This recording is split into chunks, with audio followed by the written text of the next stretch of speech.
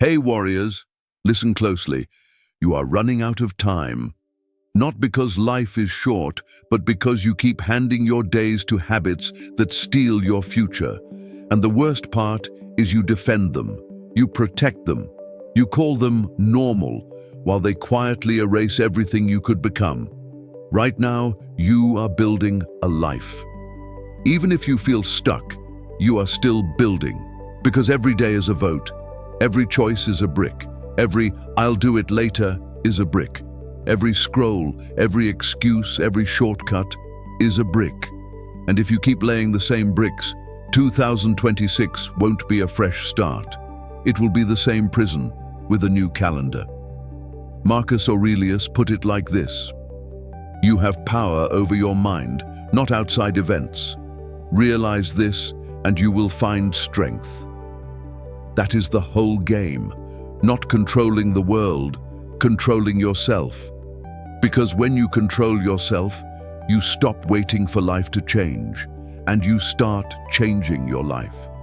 In this video, I'm going to expose 5 habits that will destroy your 2026 if you keep them.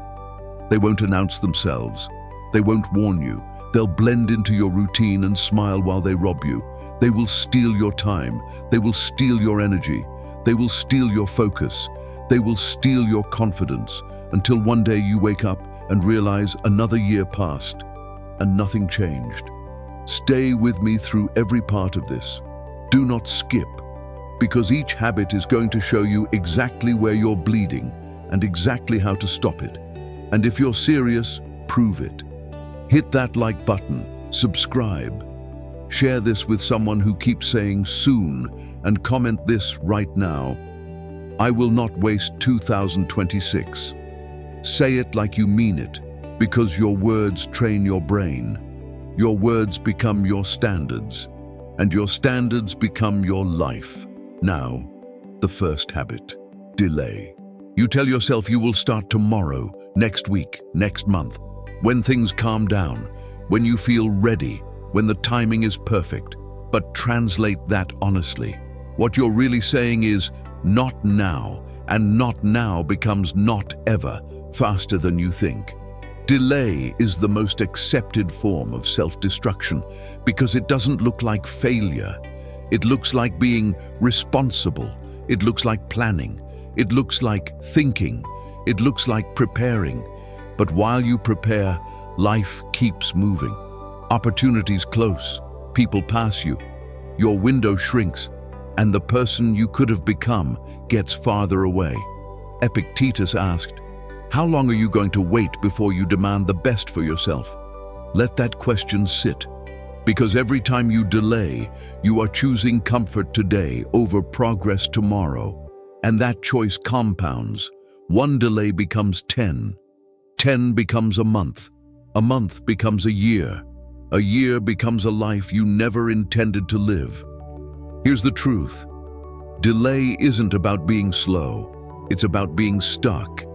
It's the voice that says, "I'm not ready yet." But ready is a lie. Nobody feels ready. The person who starts the business doesn't feel ready. The person who asks for the promotion doesn't feel ready. The person who leaves a toxic relationship doesn't feel ready. They move anyway, because action creates clarity, and waiting creates doubt. Seneca warned, "It is not that we have a short time to live, but that we waste a lot of it." Delay is how you waste it, politely, quietly, without anyone calling you out. And delay has a hidden cost that most people never talk about. It steals your self-trust. Every time you say you'll do it and you don't, you teach your brain that your word doesn't matter. You teach yourself that you can't be relied on. You turn broken promises into identity. So even when you finally have an opportunity, you hesitate because deep down you don't trust yourself to follow through. That ends today. Here is how you kill delay in a way that actually works. First, pick one thing, not 10, one. The one you keep avoiding, the one that keeps tapping you on the shoulder. Second, shrink the first step until it's impossible to refuse. Open the document, write one sentence, put your shoes on, walk for 5 minutes, send the message, book the appointment. Your goal is not to finish. Your goal is to begin, because beginning breaks the spell. Third, lock it to a time, not today. A time, 7 p.m., 6 a.m., your lunch break, a calendar slot that you respect. If it matters, it gets scheduled. If it doesn't get scheduled, it gets sacrificed. Fourth, use the 5-minute launch. Promise yourself 5 minutes. That's it. Your mind can handle 5 minutes, and once you start, momentum will often carry you forward. And fifth, stop negotiating with yourself. No speeches, no mood checks, no "do I feel inspired?" You start because you said you would start. Marcus Aurelius wrote, "You could leave life right now. Let that determine what you do and say and think." That's not fear, that's urgency. That's respect for time. So make the commitment. Say it out loud. I start today, not tomorrow. Then prove it with one small action before this day ends, because 2026 will not wait for you to feel ready. The second habit is constant distraction. Your attention is being stolen every single day, every hour, sometimes every minute, and you're letting it happen. You reach for your phone without thinking. You scroll without purpose. You tap, you swipe, you consume. And while you're busy being distracted, your life is passing by. Constant distraction isn't just wasted time, it's a scattered mind, a mind that can't focus, a mind that can't think deeply, a mind that can't create anything meaningful. Because you have trained yourself to need stimulation every few seconds, a notification, a video, a message, a headline, something, anything, to avoid stillness. Here's the ugly truth. Distraction is not a technology problem, it's an avoidance problem. You are avoiding the hard work, the uncomfortable conversation, the project that scares you, the silence that forces you to face yourself. So you fill every moment with noise. Marcus Aurelius wrote, "Concentrate every minute like a Roman on doing what is in front of you." But you can't concentrate, not anymore, because your mind has been rewired. You have taught it that focus is boring, that boredom is dangerous, that one task at a time is not enough, and the cost is brutal. You feel busy, but you build nothing. You consume, but you stay hungry. You scroll, and when you stop, you feel emptier than before, because distraction doesn't feed you, it numbs you. And the scariest part is how small it seems in the moment. 10 minutes doesn't feel like a big deal. A quick check doesn't feel like betrayal. One more video doesn't feel like failure. But it compounds. 10 minutes becomes an hour becomes a day becomes a year, and then you look back and you can't even remember where the time went, because you were never fully present for any of it. Listen, your most valuable resource is not money, it's not even time, it's attention, because where your attention goes, your life follows. So here's how you take it back. First, cut the automatic interruptions. Turn off non-essential notifications. Your phone should not be allowed to invade your mind whenever it wants. Second, create check windows. 2 times a day when you check social media, headlines, and mindless apps. Outside those windows, you don't peek, because peeking is how the habit survives. Third, build one focus block every day. Start with 25 minutes. One task, one screen, one purpose, phone out of reach. When the timer ends, take a real break. Fourth, practice stillness. 10 minutes a day with no inputs, no music, no videos, no scrolling, just you. At first, it will feel uncomfortable. Good. That discomfort is your mind detoxing. Epictetus taught that if you want to break a habit, you must stop feeding it. So stop feeding distraction, give it nothing to grow on. And here's one rule that will change your year. Don't touch your phone for the first 30 minutes of your day. Give your mind a chance to belong to you before you rent it out to the world. Make the commitment right now. I take my attention back, and prove it today. Turn off 3 notifications. Put the phone in another room for 1 hour and watch how quickly your mind starts to come back online. Because a focused mind is a powerful mind, and a powerful mind builds a powerful life. The third habit is choosing comfort over growth. You take the easy path again and again and again. You stay in the job that drains you because leaving feels risky. You avoid the workout because the couch feels better. You skip the hard conversation because silence feels safer. And every time you choose comfort, you choose to stay small. Growth does not happen in comfort. It never has. It never will. Growth happens in struggle, in the moment you want to quit, but don't, in the choice that scares you, but calls you. The Stoics practiced voluntary discomfort on purpose, not because they loved suffering, because they understood strength is built. Seneca wrote about setting aside days of simple living so you realize what you feared wasn't fatal. Because discomfort teaches you something comfort never will. I can handle hard things. Comfort feels safe, but comfort is a slow killer. It doesn't destroy you overnight. It just makes you softer, weaker, less capable.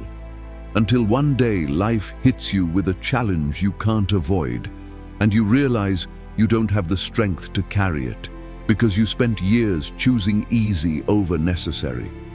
Think about where you stopped growing. Your body, you know what you need to do, but you choose short-term pleasure. Then you pay long-term pain. Your career, you know you're capable of more, but you choose predictability. Then you pay with regret. Your relationships, you know truth needs to be spoken, but you choose peace. Then you pay with distance and resentment. Marcus Aurelius said, "The impediment to action advances action. What stands in the way becomes the way." But you treat obstacles like stop signs. You treat discomfort like danger. So you turn back, you postpone, you shrink. Here's the trade you keep making. You trade your future for your present. You trade strength tomorrow for comfort today. And comfort always asks for more. It never says, "That's enough." It keeps taking until you wake up and realize you settled. So here's how you reverse it. First, choose one uncomfortable action every day. One, a walk when you don't feel like it, a workout you want to skip, a meal that serves your goals, not your cravings. One difficult conversation you've been avoiding. Second, build a minimum standard you never break. Not extreme, consistent. Maybe it's 10 minutes of movement. Maybe it's reading instead of scrolling. Maybe it's writing 1 page. The goal is identity. I am the kind of person who shows up. Third, stop waiting for it to feel easy. It won't. Growth always costs something. That's why it's valuable. And here is the reward. The more you practice discomfort, the stronger you become. Not because the world gets easier, but because you do. So drop this commitment. I choose growth over comfort. Then prove it today with one hard choice. The choice your old self hates. Because that's the choice that builds the new you. The fourth habit is explaining yourself to people who don't matter. You waste energy defending, justifying, proving. You tell people why you made that choice, why you're changing, why you're not following the path they expected. And while you explain, you are not building, you are not moving, you are stuck in a conversation that will never end. Here's the truth. People who don't respect your vision will never be satisfied with your explanation because they are not looking for understanding. They are looking for control. They want you to stay the version of you they can predict. Marcus Aurelius said, "It never ceases to amaze me. We all love ourselves more than other people, but care more about their opinion than our own." Read that again. You love yourself, but you care more about their opinion than your own. That is a cage. And the longer you live in that cage, the smaller your life becomes. Epictetus taught, "If you want to improve, be content to be thought foolish." That's hard, because you want to be seen as smart. You want to be seen as making the right choices. You want approval. but growth often requires being misunderstood. So here's what happens when you keep explaining. You start doubting yourself. Every defense becomes a question. Every justification gives their fear a seat at your table. You begin making decisions based on how they will react. You dim your light to keep others comfortable. You shrink your goals to fit their limits. Stop doing that. Your life is not up for debate. Your dreams do not need a vote. Your path does not require permission. So here is what you do instead. First, stop oversharing your plans. Announce less. Execute more. Because the more people you tell, the more noise you invite. Second, use a simple boundary sentence. I've decided, I'm focused, I'm not discussing it. Then stop talking. You don't have to be rude, you just have to be firm. Third, move in silence and let results speak. Results are a language everyone understands. The same people who doubt you today will clap for you later. And if they don't, it still doesn't matter. Because you're not building for their approval, you're building for your future. So make the commitment. I don't explain. I build. And then today, spend that saved energy on one action that moves your life forward. The fifth habit is avoiding responsibility. This one is deadly because it feels justified. You blame the economy, you blame your parents, you blame your boss, you blame the system, you blame your past, you blame your circumstances. And listen, some of those things may be real. Life can be unfair, people can fail you, pain can leave marks. But here is the hard truth. Blame might be accurate and still useless, because every time you point outward, you give away your power. Blame feels good in the moment. It releases pressure. It makes you the victim instead of the decision maker. But it also makes you powerless. And powerless people don't change their lives. Until you take responsibility for where you are, you will never get to where you want to be. Because responsibility is not about shame. It's about control. Epictetus said, "We cannot choose our external circumstances, but we can always choose how we respond." That response is responsibility, not denying what happened, not pretending life was fair, but refusing to let the past dictate the future. So ask yourself honestly, where are you stuck? Your finances, your health, your relationships, your career. Now ask, who are you blaming? And then hear this. As long as you're focused on what they are doing wrong, you will ignore what you can do right. Responsibility looks like this. Not everything is my fault, but everything is my responsibility. My health is my responsibility. Even if my genetics are bad, my money is my responsibility. Even if I started behind, my relationships are my responsibility. Even if the other person is difficult, my career is my responsibility. Even if the system is unfair, because when you take responsibility, you take back control. And when you take back control, you can change. So here's how you do it without drowning in guilt. First, do an ownership audit. Write 2 lists: what I can control, what I can't control. Stop building plans around the second list. Build everything around the first. Second, ask the power question every day. What is my next move? Not, why me? Next move. Third, change your language. Remove, I can't. Replace it with, I haven't built the skill yet. Or, I'm choosing not to right now. That small change puts you back in the driver's seat. Fourth, take one responsible action within 24 hours. 1, track your spending for a day. Walk for 15 minutes. Apply for the job, book the therapy session, have the honest talk. One action turns responsibility into reality. Seneca said difficulties strengthen the mind like labor strengthens the body. But you can't be strengthened by difficulty if you keep blaming it. Face it, own it, use it. So commit to this. I take full responsibility for my life. And then prove it with one repair today. One fix, one step, one move, because responsibility is freedom, Now listen, that's 5 habits, 5 patterns, 5 silent thieves: delay, distraction, comfort over growth, explaining yourself to the wrong people, avoiding responsibility. The question isn't whether you recognize them, you do. The question is whether you will do something about them, because knowing is not power, doing is power. A new year does not change your life, new choices change your life. So here is your reset for 2026. Every day, pick one action you've been delaying and do the first step. Every day, take your attention back with one focus block. Every day, choose one uncomfortable act of growth. Every day, stop explaining and start executing. Every day, take responsibility for one thing you used to blame. Do that consistently, and you won't need a miracle. You will become the miracle. Marcus Aurelius said, "Waste no more time arguing what a good man should be. Be one." Stop arguing with yourself. Stop negotiating with fear. Stop waiting for perfect timing. Stop waiting for motivation to rescue you. Be the person you keep talking about. If this hit you, don't let it fade. Hit like, subscribe, share it with someone who needs it, and comment your line in the sand one more time. I will not waste 2026. Then close this video and take one action, one small, honest action, because that is how a year changes.